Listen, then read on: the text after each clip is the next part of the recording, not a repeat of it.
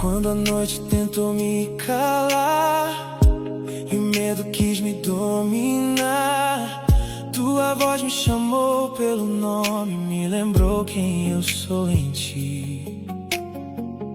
Quando o mundo me fez duvidar do caminho que eu devia andar, tua mão me sustentou em silêncio e eu sobrevivi. Nada pode ocupar